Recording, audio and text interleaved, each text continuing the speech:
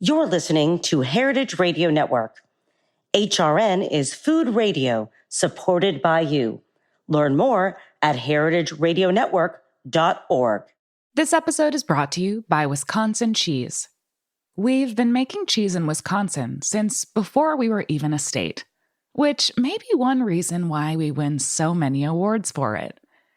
It's what happens when a whole state dreams in cheese. Find your next favorite cheese at wisconsincheese.com.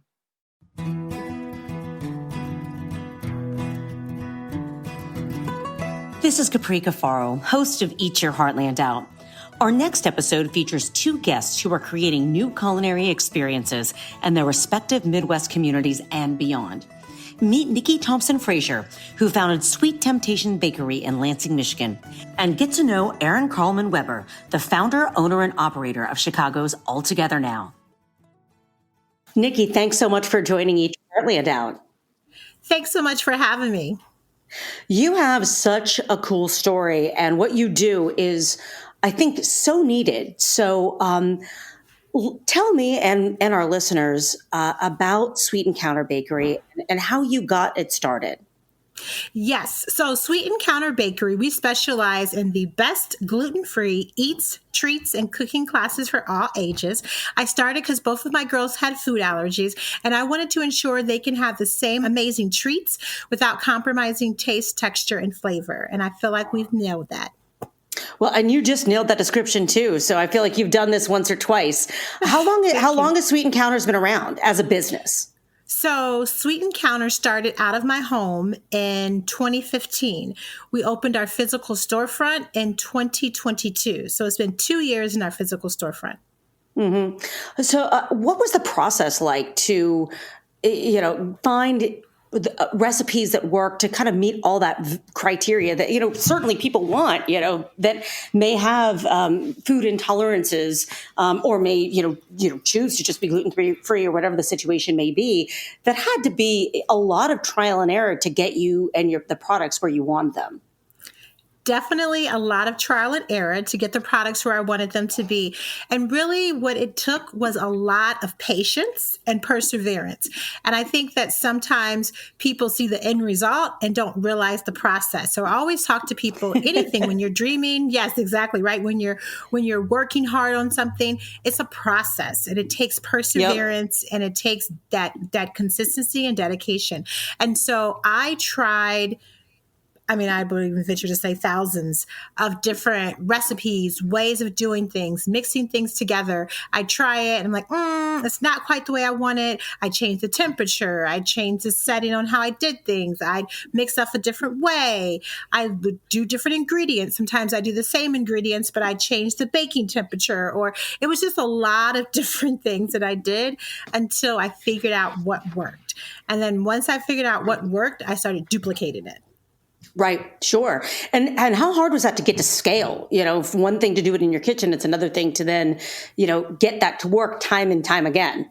Yes, that was a process. And really, it was about making sure that we weighed everything, that I literally, as I did things, I took notes to make sure that I didn't forget. Because a lot of times we do things like it's muscle memory, right? So we're used to doing it and we don't even think about some of the fine nuances or small things that we do. So I tried to make sure every time I was doing it as we were growing that I would video myself, or either I would write notes as I went along step by step, just so I could capture every little thing and then go back and write it all up so someone else can do it. That's really smart. I think a lot of us do experiment in the kitchen, and then we go back and be like, "What did we do? What did I do? How did this work? How did I nail it?" And if videoing yourself, recording it, making sure really is a fantastic idea because you don't have to stop and write and, make sure you have something to write on. And it's, your kitchen could be a big mess. So that is such a good tip for anybody that's listening that might be out there playing around, doing, something just for yourself or even maybe doing, a cottage baking type of thing. That is such a good tip. So I'm going to note that one to myself as well. Did you ever want to just throw in the towel and be like, oh my gosh, this is, after the 1,000th time I've tried this, I can't, it's impossible to make something that's gluten-free with the best texture or the best taste. I have wanted to throw in the towel several times, and not just with the baking, because that's definitely was difficult. And there were times where I was like, oh my goodness, like, why can't I make this taste like grandma's, for example? But also just the business process, because as a business owner, there's a whole nother aspect to the business outside of the technical aspect, right? So understanding your customers, your market, advertising, finances. So there have been times where I have literally wanted to throw in the towel, like, okay, I don't know if I'm cut out for this. I don't know if this is too much for me. And I just say that those are the times when you really have to push through, because I always say that there is, that light comes right when it's darkest most, right? So just like, the dawn the dawn comes right after the darkest moment of night. And that's the same thing in life. So it's like, just hold on, because you're almost there. Don't give up. Yeah, I mean, that good for you for sticking it out, and I mean, what you've done is really incredible. And you're right. I mean, I think that so many times people get excited, and they say, oh, people get, they compliment their cookies or their cakes or their cupcakes or whatever it might be, right? Even soaps, whatever. And they said, well, maybe, I can sell these. And then they go to a farmer's market, and, it's sort of like this progression. And, the more that you get into it, so you end up getting a little bit of success. And then all of a sudden there's that turning point. What was that process for you, going from, making the cookies, doing, testing those recipes, and then developing the menus and really kind of growing the concept all the way from your kitchen, your home kitchen, to now, having a physical space and doing classes, which I want to talk to you about next too. Yes, it was definitely a journey going from my home into the physical space. It really was just being consistent in my craft and listening to my customers. What do they want? What do they like most? And not always listening to them with an ear, but listening to what the sales are telling me, like what's selling, what's not selling, and listening to people's nonverbals, because I'll do tests, with samples and let them test things. And sometimes people aren't always open to telling you their true feedback, which is okay. But I got really good at reading people. Like, I could really tell if someone's like, oh, that tastes good, but they really didn't think it tastes good. And people who are like, oh, this is delicious, and they really believed it. So I looked at all of those different things to really be able to figure out what are my best sellers, and then focus on those things, because you can't do all the things. And once I moved into the store, I really had to prune my menu. And there were things that I really liked, but I knew they didn't sell as much as other things. So you really, again, have to go back to what is going to sell. What do your customers want?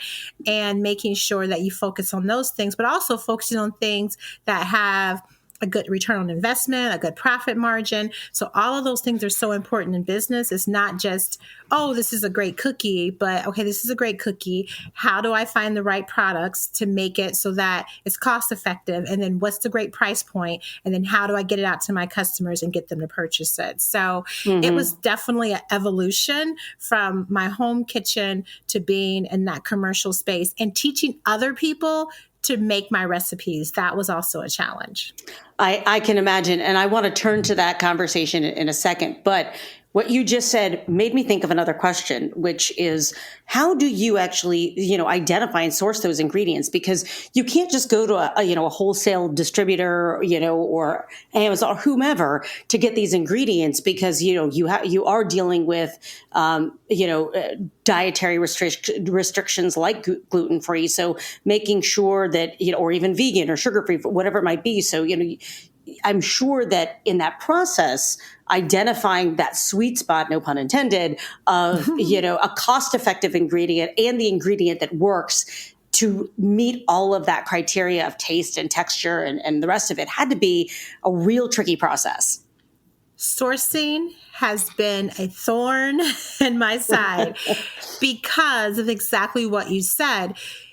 Really being able to find products in bulk that are gluten-free or that are allergy-friendly. Some of them just don't exist in bulk. I've called some places and said, hey, can I purchase this in bulk? They're like, or wholesale. They're like, well, we don't do that because they don't really have a structure in place because there's not a lot. It's growing, but there's not a lot of businesses that are completely gluten-free or completely allergy-friendly and operate at a large scale. So with that being said, the market hasn't caught up with the demand. And so I have found that I've had to kind of try to piecemeal things together sometimes. I'm buying things at retail price, which sucks, but some things I do. And then there have been times where I have been able to go directly to the source. Some of my flowers and things like that, I've been able to get directly from the source and be able to get them at a wholesale rate. But it's literally just calling people and then convincing some companies that, hey, if you're selling it to a retailer like Meyer or something like that, them in a large amount, I'm buying also in a large amount on a weekly basis. You can sell to me. So really getting people to think differently, because sometimes we get so stuck in what is normal or what we're used to that we don't always think outside the box. So sometimes it's really encouraging people to think outside the box. So I always ask the questions because you never know what the answer will be. Yeah. Now, I'm just curious, you're in Michigan, and you mentioned Myers, which I know is also Michigan based. We have them in Ohio too. But do you find, have you found any suppliers that are actually based in Michigan or based in the Midwest?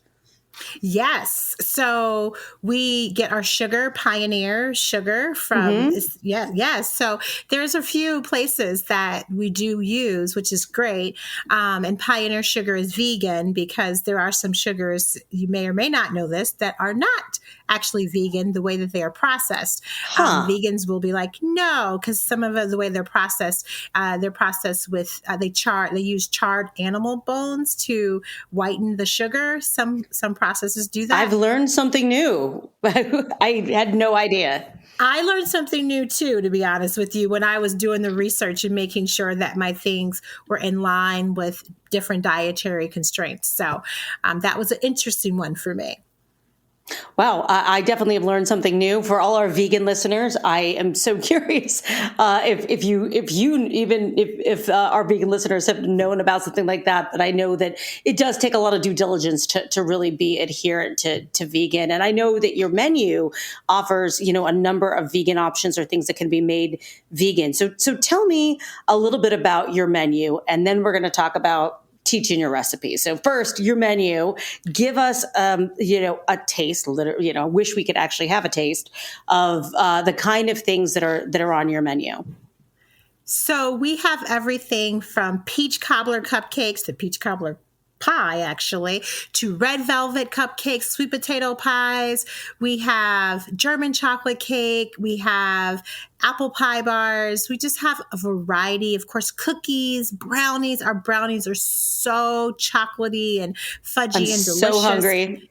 I know, right? But then we also have savory. So when you come into our bakery, you can get soup. You can get mac and cheese that's gluten-free. Oh, wow. You can get a quiche for breakfast, or you can get a breakfast sandwich. And I see a vegan chickpea chicken, quote unquote, salad sandwich. Yes, that's right. Yes. And it's really good. So it's made with chickpeas, garbanzo beans, and it's so good. And it does remind you, I love chicken salad. We have a chicken salad sandwich on our menu too, but we also have the chickpea, and it's actually pretty comparable. I think I like both of them.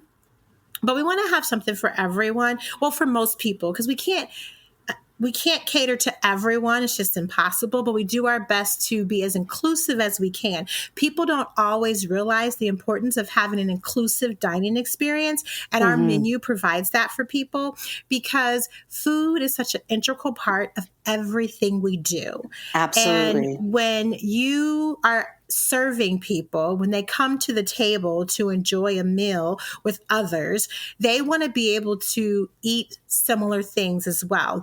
Like a vegan's not like, oh yeah, I guess I'll just take some fruit for dessert. No, they want a brownie too. You got a brownie, they want a brownie. Or like my daughters who are gluten-free, they have food allergies. They want to be able to eat a brownie too. They want the brownie to taste good and not taste like dust and crumbs and whatever else. They want it to taste good. So we really try to emphasize to people the importance of inclusive dining and making sure that it's safe and that more people can have a seat at the table.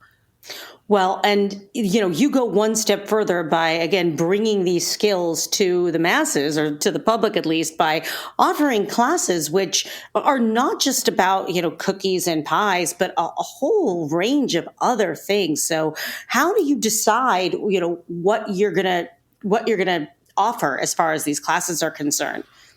Again, for offering our classes, kind of like with our menu, we talk to our customers and we find out things that they're interested in and things that they like.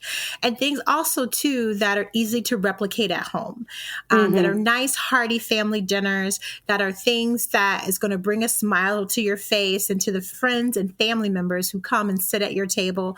So we really want to make sure that they can bring that sense of home and goodness into their home after they've had a cooking class with us. So we do Tokyo street food, which is fun because a lot of times Asian foods, if it's traditionally prepared, does not always avoid gluten. So we have some interesting takes on what we do. So for instance, there's a yakisoba noodles, and it's actually soba noodle that you can buy, but we use gluten-free spaghetti noodles. So there's different ways that you can make it and still make it taste delicious, and everyone loves it without compromising, again, that taste, texture, and flavor. So we do pasta making classes, which people love. When we I do noticed those, that. they sell out. We do ravioli, we do traditional pasta, but they're so much fun.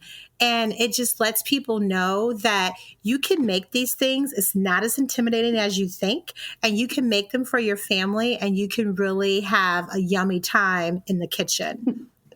I want to sign me up. I mean, I'm going to start. Every single time I talk to somebody, I get so excited. I'm like, I'm getting on the road and I'm driving to you guys tomorrow because it just sounds like so much fun. But, and I have one friend of mine and I, we always, like, a couple times a year we'll go. There's like a cooking school, and we always try to pick something that's kind of seasonal to do.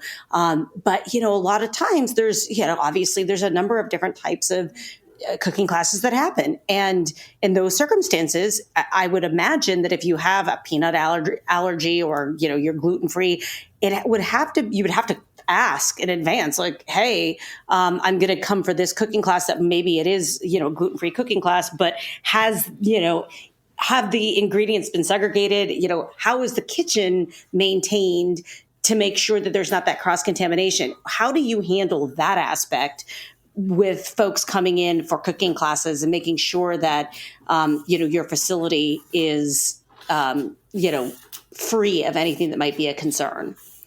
So we are very open and welcoming to people, clearly that have different types of dietary constraints or food allergies. And we let people know. So people will email us and say, hey, is this class going to have this in it? Like when our pasta making class, it's very easy for us to do 2 different sauces. So there's been times where we had people who are like, I can't have dairy. Well, thankfully, our actual pasta recipe that we have does not include dairy at all. And so when we do sauces for that class, we'll do a dairy-free sauce and we'll do a regular sauce. We always ask too, is it okay for dairy to be present? Because we will have dairy present in the facility, because for some people that's not okay. For other people, it is okay. So we just make sure we ask those clarifying questions, That's understanding great. what people's needs are. And we are a completely peanut-free facility. So people love that, because it's very hard to find bakeries that are peanut-free. Trust me, I love peanut butter. But peanut butter does not love my kids, unfortunately. Yeah, and many others. And many other people's kids as well, and adults. So I have to be mindful of that. And so we just make sure that when we're sourcing, again, we're sourcing products that don't have those in there. And we're just double checking, triple checking ingredients, and making sure, especially if we go with a new source, that we ask those questions to make sure that they know that we are allergy friendly and that we can't have any type of gluten or peanuts in our facility. So, you've managed to think of, I feel like, absolutely everything when it comes to the food that you make and the recipes that you share in your cooking classes. But you're not necessarily like a classically trained, baker or, have a specific culinary background, right? I do not have a culinary background. So I worked in corporate communications and I also was an executive for a nonprofit. But food has always been my love language. So my friends jokingly called me Oprah Stewart because I literally watched Oprah, seriously, every day. I love it. After school at 4 p.m. Oh, I know it. You and I must be around the same age. That is a core memory right there. Yes, absolutely. And so I was the friend in high school and college that would be like, you teach people how to treat you and, don't do this or you should do this. And then also I was the one that cooked and baked all the time. And so, yes, I had a hot plate in my dorm. And so back in the day, at least I went to Indiana University, for whatever reason, they did not serve dinners on Sunday. So we were kind of off to our own devices. And I literally would be the one making Sunday dinner for all of my friends in the dorm room. So love it. With those memories and things, food has just always been an integral part of the way that I show love. And so when my kids were diagnosed with food allergies, about a year or so into that, as I was experimenting, trying to figure out how to feed them, my husband took a job at Michigan State. So we moved to Michigan from Alabama, although I'm originally from Indiana and he's from Ohio. But we moved back up to the Midwest. But it was at that interesting time in my life where it's like, what do I do with my life? And it's like, my kids have these food allergies. Maybe I can make something of it because I do love food. I do love sharing the love of food with other people. And the fact that I could be able to do this and support my kids in the process was amazing. So it was really kind of that perfect storm that came together. But no, I do not have a traditional culinary background. Well, it just shows that, if you do enough research and put your mind to it and don't give up, the sky is the limit because you really have taken this on by storm. And I can imagine that your background in corporate communications, and the skills coming, as an executive director of a nonprofit, which always means you got to do more with less, you got to be able to, communicate with community, you're going to have to, with marketing, you have to, identify what, the connects with the public. So I can imagine you're drawing upon all of those different skills, and it sounds like they've all really served you well in this endeavor over the last, almost decade. Can you believe it? That's even though you've been in a storefront for just 2 years, you've been at this since 2015. That is just incredible. I want to just switch gears real quick and ask you, because I am curious for myself about so selfishly I'm asking you this, about cupcakes in a jar and what that's all about. Because I also see they ship. We have been doing cupcakes in a jar for nearly a decade. So since we started, I used to do pitch competitions and I would bring all the judges cupcakes in a jar because they carried well. I didn't have to worry about the frosting getting messed up, anything like that. And they could also take the item with them if they didn't want to eat it all right there during the competition. So I've been doing this for nearly 10 years in terms of cupcakes in a jar. However, we just decided to kind of monetize or commercialize it just actually in the last 6 months. So specifically, November is when we launched our e-commerce. Yes. So we had them in the store and we've been kind of doing them here and there. But last year, we started thinking strategically about how can we actually grow our e-commerce and really grow our business, grow our reach, and not just make this a Michigan thing or a Midwest thing, but how can we be, all across the U.S.? And we thought about going into wholesale and doing grocery stores and things like that. But we wanted to have a little bit more control over the quality of our products. And so the cupcakes in a jar was like, hey, we know how to do this. We know how to do this well. They ship well. Let's, research this and really create a system around it. So we purchased boxes. Our boxes arrived in November. We sent them to about 100 friends and family as a tester right before Thanksgiving to get their feedback, to make sure that the packaging was okay, everything arrived okay, just testing our systems.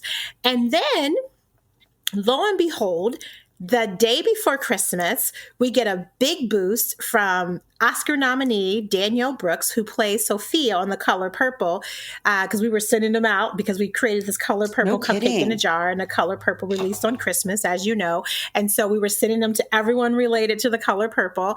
And Danielle Brooks tried them, and she did a video on her social media on IG, and it was a story, I should say, and it also went viral. So it got us a good little boost right before Christmas.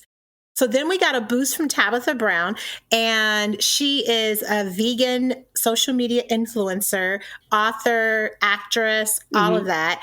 And she tried our vegan purple velvet cupcakes in a jar, and we went viral. So they're such a cool treat. They make a great gift for friends and family or for business clients and things like that. We ship them anywhere. They come in these really cute boxes. You open it up, it tells the story of how Sweet Encounter got started. And it just brings joy to people. Seriously, people are so excited to get their purple box, and we get all these reviews and videos of people unboxing and how excited they are, how excited their friend was to get the box. Oh, I love it. And so it's like, you get this little box of treats, and you're so excited and you can't wait to open it, and then it's good. So that makes it all the more better. Absolutely. And do you ship nationwide? We ship nationwide, and we have been shipping like hundreds a week since the big Tabitha boom. And we're excited. We're just waiting for, more great endorsements to come along, and, for more people to realize, what we do, because although we are allergy friendly, Danielle Brooks has no food allergies, and she said our red velvet cupcakes in a jar were bussin'. She sang that. I can't sing, so sorry about that for everybody who's like, oh God, the voice. But she sang it. So that's how good it was. Like, if someone sings something, it's good. And so it's just a testament that at least actually more than 50% of our customer base right now are people who do not have food allergies. They love our products, they love our mission, they love what we do, and they just support us. And so that's warming to us, because that knows we're doing something right.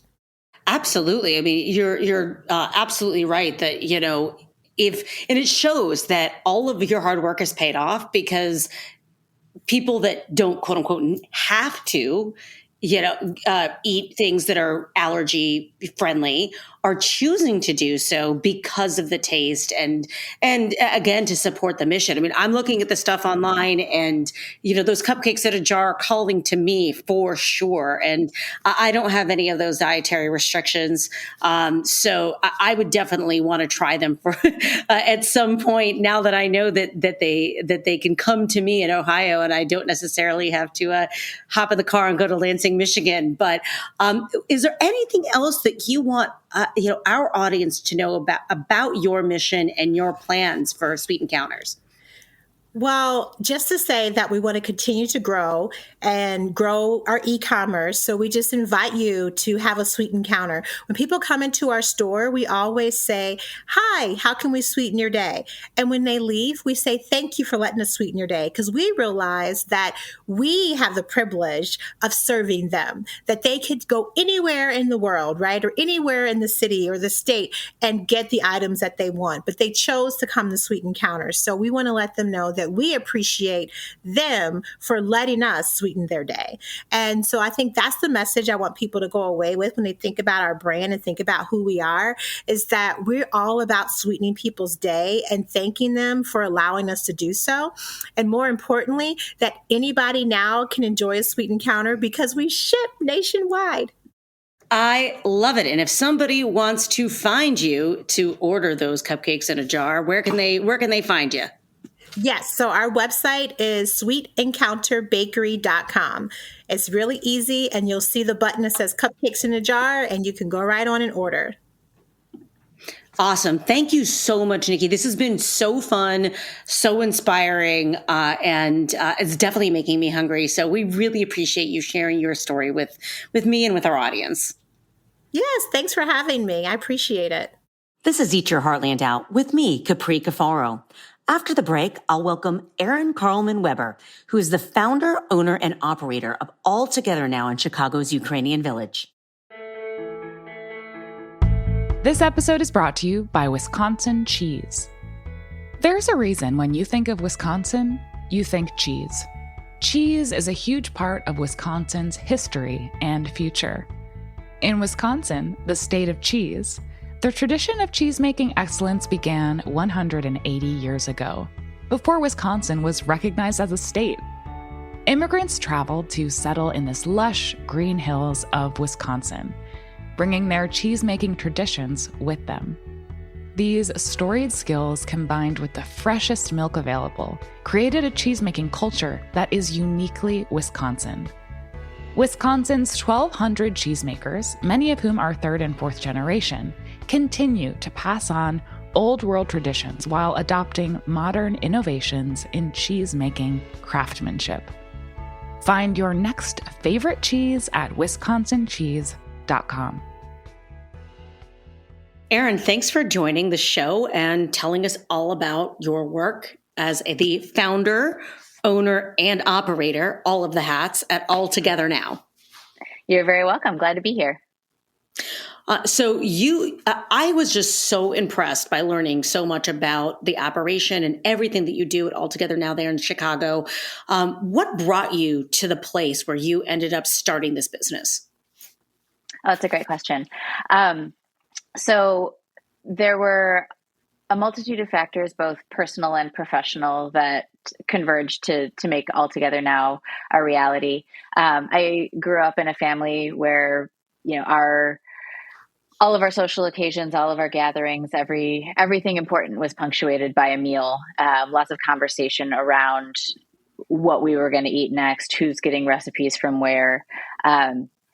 So that being sort of the water that I was swimming in as I grew up, I think I was sort of naturally drawn to the food industry as a place to hang out professionally.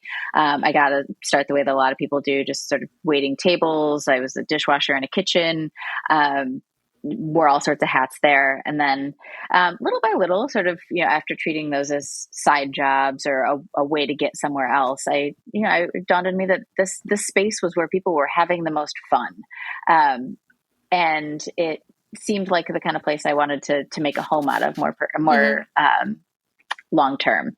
So worked for a number of different specialty food operations in various corners. So I worked for in a really great cheese shop in Boston called Formaggio Kitchen. Mm-hmm. I worked for a bean to bar chocolate company when I lived in Brooklyn. And then after moving back to my home state of Illinois and settling in Chicago, worked for Stephanie Izard. So she's the Girl in the Goat gal. And all these different experiences working with small business owners, seeing people who had sort of, inflated a dream of theirs into a real floating thing, was really inspiring for me. So. I can certainly tell. And, how did some of these experiences, like, for example, working with a bean to bar chocolate company, or even, the cheese shop in Boston, how did those experiences inform the design and the efforts behind the kind of place that you ended up starting in All Together Now? I think the thing that came up for me over and over again, and the thing that was really compelling, was the fact that the food is delicious, right? But it's also so fun when it's got a story, when you can connect either for real in real life, in the case of, like a local cheesemaker, or just with a story that's shared online that sort of humanizes the process of what we eat and drink. Those stories and that narrative, I think, are a really fun thing to pay attention to. And it guides a lot of the way that we do our sourcing and think about how to structure the products that we bring in on the retail side of things for All Together Now, and the way that our chef sources the ingredients we use in our kitchen. So you've just rattled off a few things that All Together Now does. It sounds like it's a retail space. It's also a restaurant. What is the scope of All Together Now?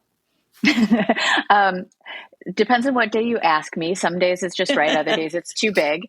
I like to joke that we try and run in as many directions as possible. But the short answer is that we are a restaurant, we're a wine shop, and we are a cheese counter. So we're all under one roof. We also do catering, special events, and some mail order as well. How do you keep all that straight? I mean, because those are a lot of different functions with they're complementary, certainly, but they also take different competencies, different, skill sets and sourcing and all kinds of things. So how do you keep all of that going, spinning all those plates? So for me, all of the concepts, even all of the efforts that we make, even though operationally they're very different, they're all, I think, centered around the idea of gathering people around food and drink and being part of those interactions, right? So sometimes it's in our restaurant. Sometimes people have taken something, from our cheese counter and wine shelves and brought it to somebody's dinner party.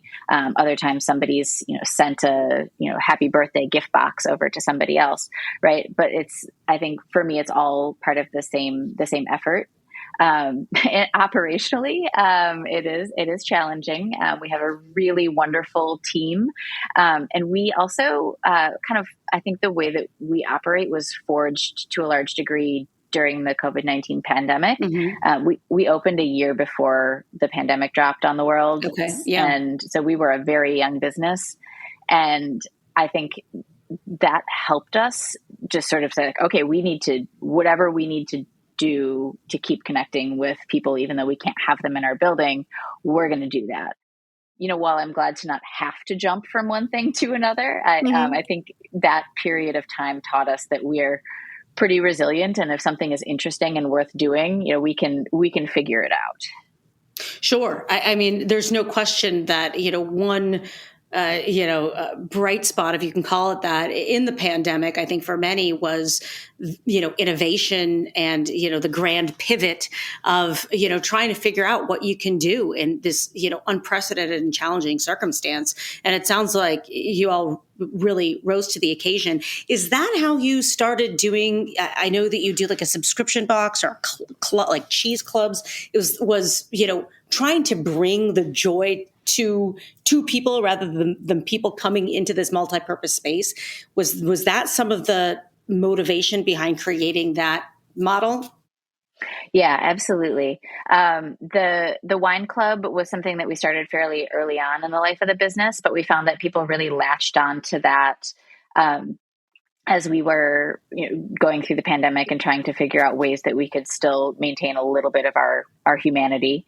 And then the cheese club came shortly after. We had cheese laying around. Why not? Why not? Made sense. And then our gift boxes and e-commerce was something that I think got a real jolt from the necessity and the reality of the pandemic. So still finding, conceiving of all those things in a way that kind of you can capture.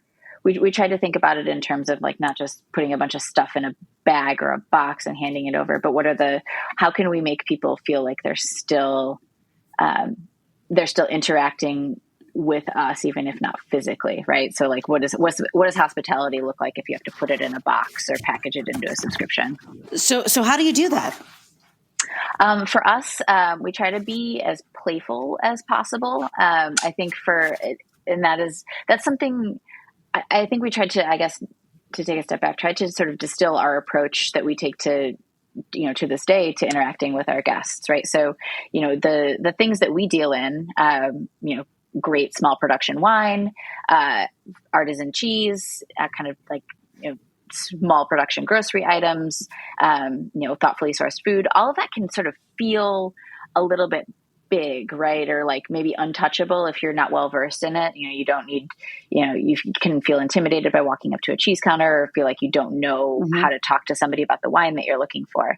And for us, we try to remove a lot of that pretension and, what people might imagine as barriers to interacting with that by just making it as engaging and I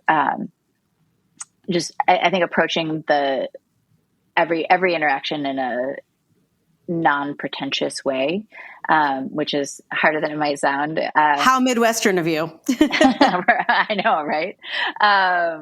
So I think, we joke around a lot, and in every way, amongst the team. I think, levity and humor is an important part of the way that we interact with our guests as well. And then, via social media and all of the stuff we do. So when we were thinking about how to sort of box up the spirit of all together now, that was important. Like we did a picnic kit during the pandemic, and we included some pen and paper games on there, word searches, things like that. Things that sort of like, function as distractions and also ways to connect with maybe like the one person you were hanging out with then. Right. The one person, it brings us back. But, you still have, the clubs are still active, right? Yeah, oh yeah, definitely. The wine and cheese clubs are super fun.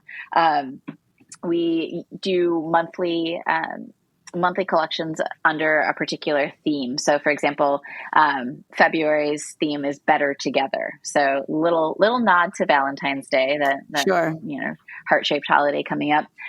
But we try to explore that, and so we take a bigger kind of like more nebulous concept and think about how we can look at cheese or wine through that. So, in the case of wine, it might be a collaboration between two winemakers who, haven't worked together yet, or it's a blending of varietals. So, something that's greater than the sum of its parts. And that's when awesome. we think about it from the cheese side of things, it's like, maybe it's in the case of one of the cheeses we're doing, actually two of the cheeses, both are Midwestern cheeses made by really awesome goat cheese creameries. One is in Milwaukee, or just north of Milwaukee, Blakesville Creamery. We're doing a wine, essentially like a wine rubbed goat cheese. And then we're using, it's so good.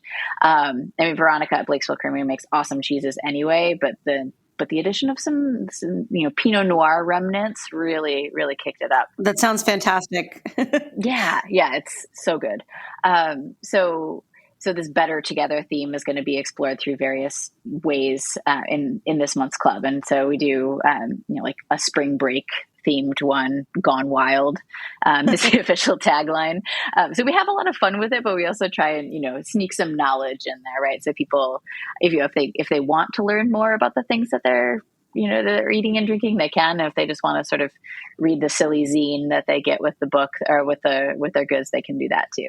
You have a silly zine. That is fantastic. We do, yeah. How far in advance do you have to plan this to be able to, identify your themes and then source the ingredients and then put together this zine that, complements everything that you're sharing in the club?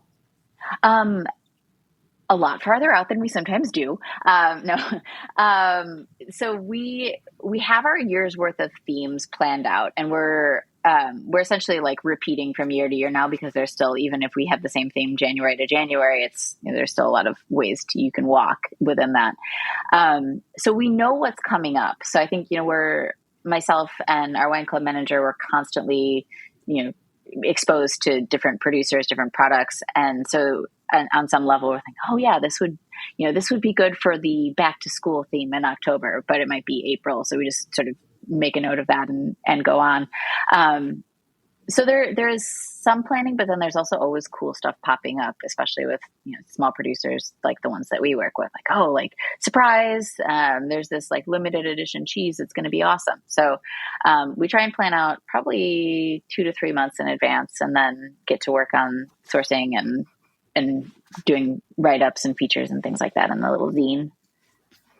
That is awesome. I mean, number one, I'm hungry. Number two, I'm definitely motivated to check out these clubs. Now, how far do you ship? We can ship wine only within the state of Illinois, but cheese can go anywhere. So, Capri, I can get you a box of cheese if you're still hungry when we finish this interview. So. Don't tempt me, because, my nickname is the mouse for the amount of cheese that I consume. So I am all about it.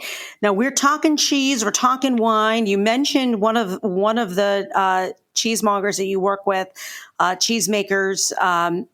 Tell me how you how you source the ingredients that you sell and that you use in your menu, and how much kind of the Midwestern terroir, for lack of a better term, an overused term, informs the kind of sourcing that you do.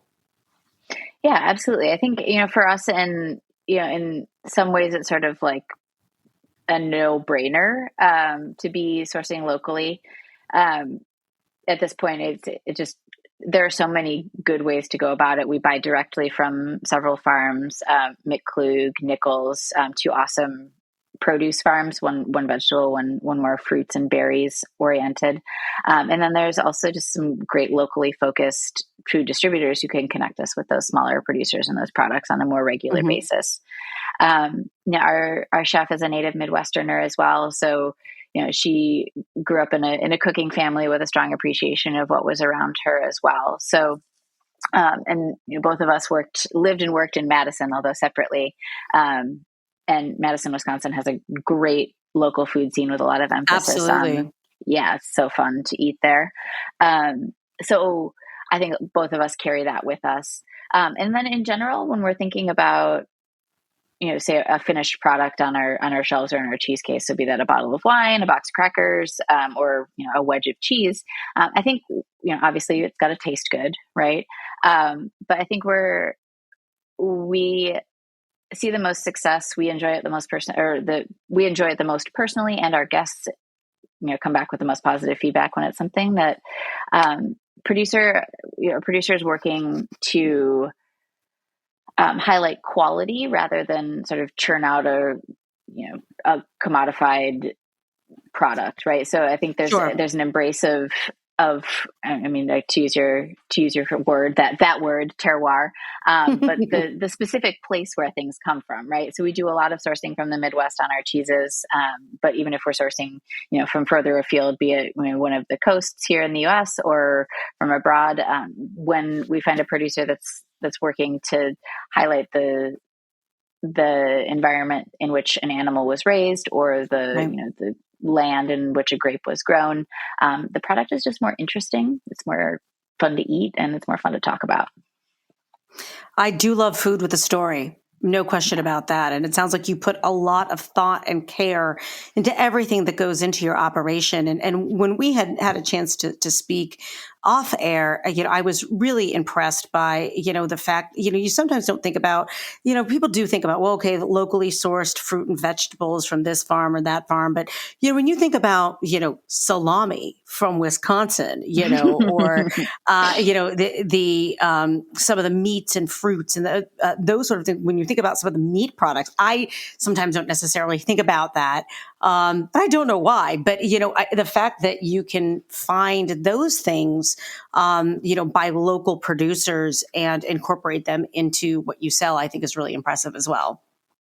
Oh, thank you. Yeah, it's our salami producer is Underground Meats. They're in Madison, actually, a connection that both Abigail, our chef, and I made, again, separately while we were in Madison. Those guys are awesome. They are working with all local heritage breed animals using really thoughtful traditional curing processes. Fantastic. So they make really tasty salamis, and that is, we sell those on our cheese counter, and they're an ingredient in our best-selling sandwich, which is the French exit. And what is that? Oh, it's I like to think of it as like a little handheld picnic. So we have a great baguette made from a local bread that we buy from a local bakery a couple blocks away from us called Aya. We do some house-made aioli and mustard on that, and then there's a few hefty slices of Underground Meats sopressata, so an Italian-style cured salami. And then we use Pleasant Ridge Reserve, which is a fantastic Wisconsin-made Alpine-style cheese from... That's Uplands, right? Yes. I know those guys. Yeah, Uplands cheese. They're fantastic. Yeah. I mean, you have the entire, you not only do you have a picnic in a sandwich, you have like half the Midwest in that sandwich too, which is just truly, which is just incredible. Now, how seasonal is your menu? You have things that, you can come and get like at your cheese counter, but you also, have a menu of, things in your restaurant, which I'm sure you can take out. But I know that a lot of thought goes into, the items that you put on the menu as well, I'm sure in collaboration with or driven by your chef. So how does that process go as far as identifying the actual menu items that you serve? Yeah, absolutely. So there are some mainstays. We do a fried goat cheese curd, for example, from our friends at Blakesville Creamery, and that's on the menu year round. But I think cheese curds are one of those things, especially in the Midwest. They know no season. You can eat them That when is it's hot. true. You can eat them when it's cold. But I think, especially our options open up in the spring and summer, which is always so fun. I feel a little bit silly, but I'm now one of those people who's like, oh, it's ramp season. Hey, ramp season is amazing. Ramp season is amazing. I'm in Ohio, but West Virginia is down the road, and they know and love their ramp. So I'm all about ramp season. I think ramps are tasty, right? But I think more than like the actual vegetable itself, it just is. It heralds the fact that it might stop being winter sometime soon. So when And for folks that are not familiar with ramps, they are kind of like a garlic onion hybrid that you forge. You don't necessarily go out and get ramps at the grocery store. There's a massive forging tradition with ramps, at least in my region. Yes. Yeah. There's a lot of that going on here too. And some of our more focused specialty distributors will actually, they will purchase from foragers actually, and then get them to us. So when it warms up, things start widening up. So we get a greater array of produce. I mean, in general, I think right now we're focused on cozy foods, things that make sense with the way that people are spending their time, during the winter time, just sort of hunkering down. And then once winter clears out, spring and summer come in, dishes get just a little bit lighter, a little bit more produce driven. And that is made easier by the fact that we, all of the local rooftop farms that we work with, they spring into action with all of their tasty stuff, all the things from the fruits and vegetable farms a little further afield, into more rural parts of Illinois and into Wisconsin. They and Michigan as well. What they have available just widens as well. Absolutely. Sure. So it sounds like it's a pretty seasonally driven menu. Give us some examples of some things we might be able to find this time of year. And since, this will live, evergreen on the podcast, what could we expect kind of throughout the season if we were to come to visit you in Chicago? Yeah, absolutely. So right now, I think the big plates on our dinner menu are focused on, we've got some legumes, we've got a black lentil cassoulet on the menu, which is awesome. So a lot of sort of layering of flavors, a charred onion broth, a little bit of rutabaga on there. So leaning into the Midwestern larder when the temperatures are cold. We've got a red wine braised lamb shank with an Italian style salsa verde, local carrots on that one. But as we flip into spring and summer, I'm gonna have to rack my brain to remember what kind of things we've served. So a seasonal sandwich we've done for a few summers running has been an ossarati, and so it's a French sheep's milk cheese with fresh peaches, and that is just a really fun way to. And eating your peaches in a kind of a savory context as a sandwich is super fun. We also do, so the goat cheese producer that we work with, Blakesville Creamery, I keep talking about them because they're awesome, and she's also a pal. I got to get her on the show. I am convinced we got to talk. Yes. We do a Sunny Ridge, which is a beer washed goat cheese with a carrot slaw. So again, a little bit lighter fare, but still nodding to the fact that we've got some really good cheese at our disposal there. I'm looking at the menu that is currently online. I don't know how accurate it is right now, but I see and who knows if I'm going to pronounce this correct, a calcango hand pie. You got pretty close. Calcagno. Yeah, so at least one of our sandwiches is always a vegetarian riff on, plays with an artisan cheese in some way. So that Calcagno hand pie it is indeed on the menu. So if you want to, start driving after we get offline, you can. It's come get it today. It's a straight shot on I-80 from where I'm at. So Perfect. I might got a full tank of gas. Yeah. So that is our winter fancy cheese and veggie. It looks fantastic. Yeah. Raw sheep's milk cheese, spinach, artichoke, pimento, and brioche. I mean, it sounds so hearty. I mean, I can tell that you all don't shy away from rich flavors. Whether it is the sopressata, whether it is the cheeses, it seems if you all are very much not afraid to, go big with your flavors. Yeah. If you're going to eat, have fun. And we all need to eat, right? I totally agree. I totally agree. So, what's in the future for this already pretty diverse business and space there in the Ukrainian village of Chicago? Yes, we are in the Ukrainian village. That's the $1 million question. What's next? I think for me, it's not a question of whether there's something next, but it's more of a what and a when.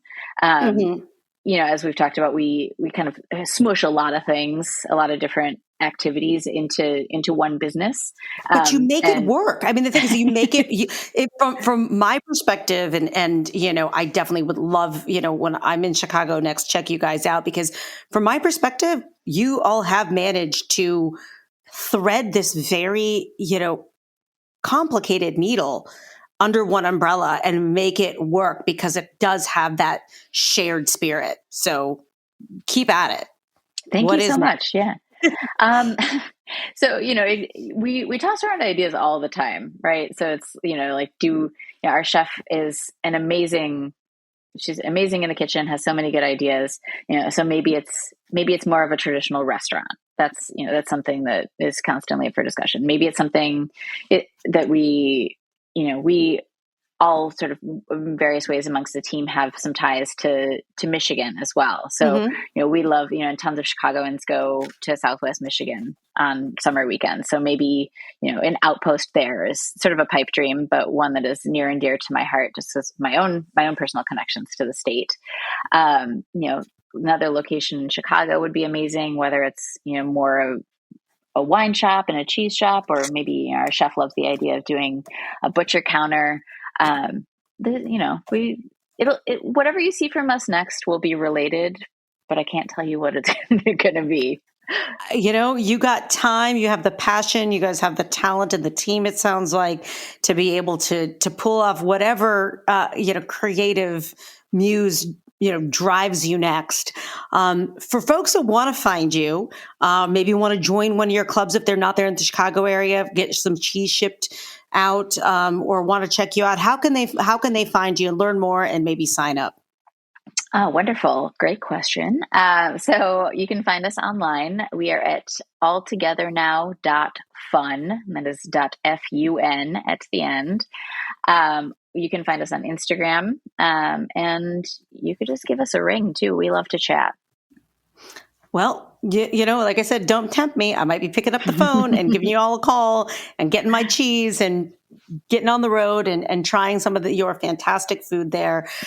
This has just been wonderful. And not only am I hungry, but I'm also inspired by how you've connected all of these different Midwestern flavors under one roof.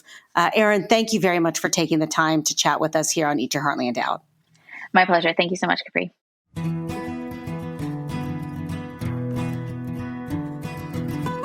You've been listening to Eat Your Heartland Out. This episode was produced by me, Capri Cafaro. Our audio engineers are Liam Warner and Armin Spengen. Theme music by Jason Shaw. You can learn more about the show by visiting heritageradionetwork.org/Eat Your Heartland Out. Eat Your Heartland Out is powered by Simplecast. Thanks for listening to Heritage Radio Network. Food radio supported by you. Keep in touch at heritageradionetwork.org/subscribe.